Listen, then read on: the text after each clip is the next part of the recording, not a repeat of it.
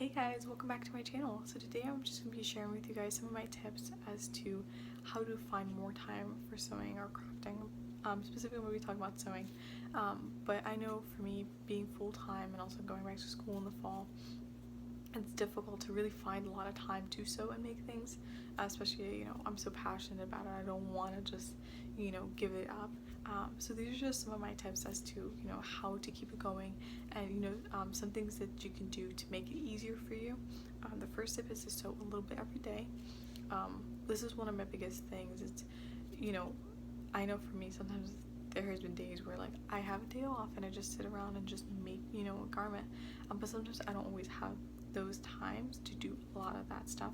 So what I do is if I have a project going, or even if I want to start a project, maybe I'll take a few minutes to finish cutting something out or pinning the shirt, from the front to the back, so that next time I have a little bit more time I can be able to get it done. There's been times where I've just done darts on garments instead of sitting down and having an hour. I have like 5 minutes, I could do like a few darts in that time.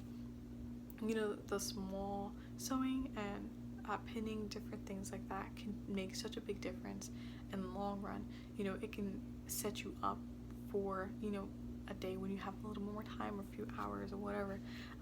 It's being able to prepare yourself for that. Another thing I like to do is also designate a time, or maybe an hour or so throughout the week, or maybe even a day, where you just focus on sewing.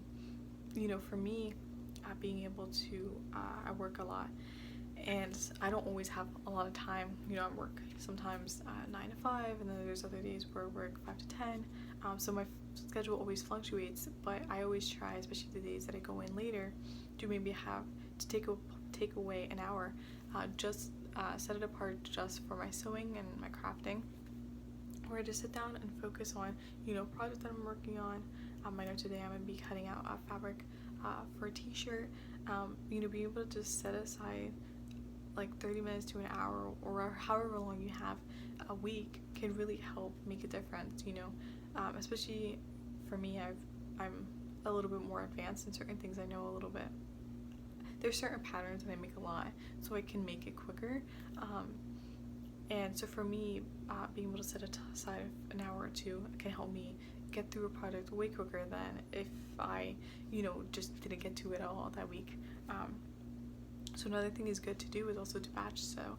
I know sometimes I'll batch some products together, especially if they're the same color, so that the sewing machine has the same color. Like today I have something white on the sewing machine, and I have to see if maybe I have something else white, so that I can just batch them both together and sew, so that I'm not wasting time transferring, switching threads and stuff. It's just easier to be able to sit down and focus on, a few garments that maybe are the same color. Another thing I like to do, which is actually something I read I think a while ago, I think a few years ago, and it's to sew things like in a line, if that makes sense. And what it means is just let's say, like I said, today I'm making a shirt. If I pin the front and the back on both sides, instead of taking out the sewing machine once I finish stitching it and just cutting threads, just to continue the threads, and then I don't know how to explain it properly, but pretty much it's like if I sew the sleeve of my shirt and I want to sew the body next, I don't have to pull the threads and then snap it off. Instead, I could just pull it far enough so where there's a line in the distance between that and the next thing I'm going to sew, and continue sewing with the next piece. And the reason why what's good about that is that then you're not wasting time cutting thread and then bringing it in a piece. If you're just kind of connecting it and bringing it into the line, at the end of it you could just snip the threads and then press some of the seams open if you have to, and it's just easier way. It's like a very streamlined way of sewing.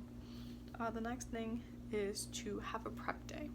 One of the biggest things that I have a problem with when it comes to finding time for sewing isn't really that I don't have time for sewing sometimes. It's sometimes the fact that I don't have patterns cut out, or that I don't have fabric cut out.